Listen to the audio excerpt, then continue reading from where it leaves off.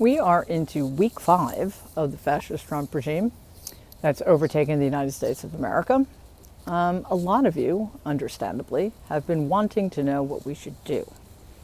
How do we move forward? How do we get out of this? Who are our leaders? I have a lot of ideas about all of that, but the degree to which the earth is shifting beneath our feet is shocking. Even for those of us who knew all of this was coming. It's shocking because it's happening everywhere, all at once, and with a rapidity and a comprehensiveness that are very difficult to be prepared for. And prepared or not, it's still destabilizing. So I wanted to take a step back for a second and expand on something that I've discussed elsewhere, while also trying to keep up with everything in order to get a sense of where we are vis-a-vis what's happening in the country, where we are in terms of what's happening with the world order, what are Democrats doing or not doing, what are Republicans doing or more likely not doing. Are there any individual Democratic politicians who are taking a stance worth noting? So there's a decision-making framework called OODA Loop, designed by an Air Force colonel named John Boyd. The acronym stands for Observe, Orient, Decide, Act. The loop is the repetition part. You repeat the process until the problem is solved. I'm in the orient phase, although since I'm applying this to a much larger field of battle that it was designed for, I'm also continually observing. So anyway, I'm still in the orienting phase because there's so many people and agencies and systems that are being impacted, harmed, changed, and dismantled, again, with a comprehensiveness that's difficult to process. The regime has taken a destructive stance towards every aspect of what we thought it meant to be American or to be a citizen in a world that values liberal democracy. That takes a little getting used to. And it's a lot to take in. And then, of course, we all have a personal stake in this, right? It's not as if we're all just watching this from afar, worried about what's happening over there to that agency or to those employees or to the people in some other state who have no connection to us. Every single one of us is being impacted, some of us intimately. Certainly, anybody who cares about American democracy is being negatively impacted. Anybody who has empathy is being negatively impacted.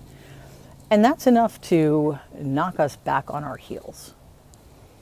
So I've been trying to focus on stabilization while I'm in the orient phase. What do we do for ourselves to keep us grounded, to keep us in the moment, to keep us from feeling overwhelmed? My solution for myself, and I assume for other people, is art and literature. It may be something else for you. It doesn't matter as long as it's something. Then, of course, there's the personal. So not just how are we going to be affected by Social Security cuts or higher prices or increasing inflation. There's a rising sense of danger. As we've seen, the FBI is now being run by two deviants whose only goal is to serve Donald Trump's interests. The FBI has essentially been turned into the Gestapo. And the brown shirts there will exercise absolutely no restraint when it comes to making their way down Donald's enemies list. That maybe is more personal to some of us than others, but a lot of people may get hurt. The point is that there are a lot of things to be concerned about right now, and they run the gamut from the personal to the global. So, obviously, there's still a lot of observing to do, a lot of orienting. How do we position ourselves in such a way to understand in the most effective way what's happening so that we can make appropriate decisions about how to act? That's where I am. And I wanted to share that with you. I am very close to heading into decision time, and then the actions will come. I know all of you, understandably, have a lot of concerns, and I think it's extraordinarily important that we keep perspective to the extent we can. Even though I know it's hard. I know it's hard. It's very hard when your world is being purposefully dismantled around you by the most vicious people there are, because an ignorant, cruel plurality of American voters just decided they didn't care anymore. It's not going to end well for them either, but I'm also not entirely sure they're ever going to recognize that. This is all the more reason for us to stand up. But before we do that, we need to make sure that we're taking care of ourselves and we're staying grounded and we're staying safe. I can understand that it would be quite easy to feel overwhelmed at this time. And I'm hearing from some of you that that's how you're feeling.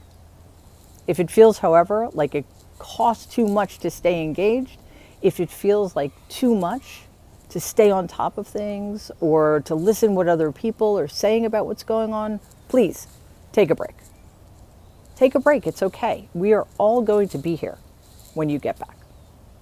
It's not worth it to force the issue because this is a long road we have ahead of us. One of the reasons it's hard, and I get this truly, is that we really do need to know. We need to know in detail what's going on around us, who's doing what to whom, and why, to the extent that we can intuit that. It's not the time to couch things in euphemisms. It's not the time to pull punches or to pretend that things are better than they are.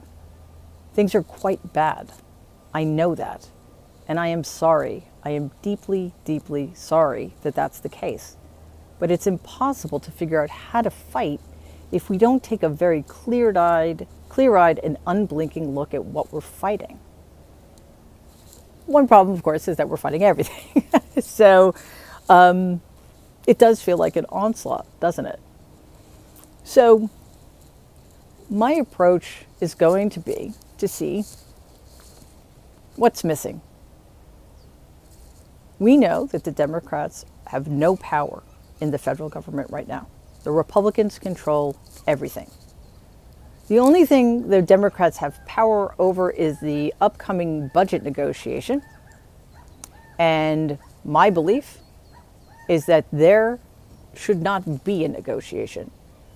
Theoretically, Speaker Mike Johnson does not need one Democratic vote to pass whatever budget he wants. If he can't pass a budget, it's because he cannot control his caucus and his fiscal hawks in the Freedom Caucus. Well, it's not our problem. What Democrats need to do, considering this is the only instance in which they have leverage, and they have a lot of it, is to make demands. No negotiating. Here is our list of demands. Get rid of Elon Musk. Take back your power as representatives of the United States of America. You control the budget. You control federal agencies. Rein your boy in the Oval Office in right now, or we're out. That is the only thing, the only logical, rational thing for Democrats to do right now. They need to play hardball. I don't want to hear that they're close to some deal. It's obscene at this point. If nothing else, you do not make common cause with fascists. So, we will get a lot of information when we find out what is going down in these budget meetings between the two parties. And I think we'll also get a lot of information about what's missing, who's not standing up, who is willing to make common cause with fascists from our side, who is taking the stance of appeasement. And then we need to find people who will not do that. And we need to build something together. So that may well be the fight we're in. And I think we all are going to be ready for it. Thanks.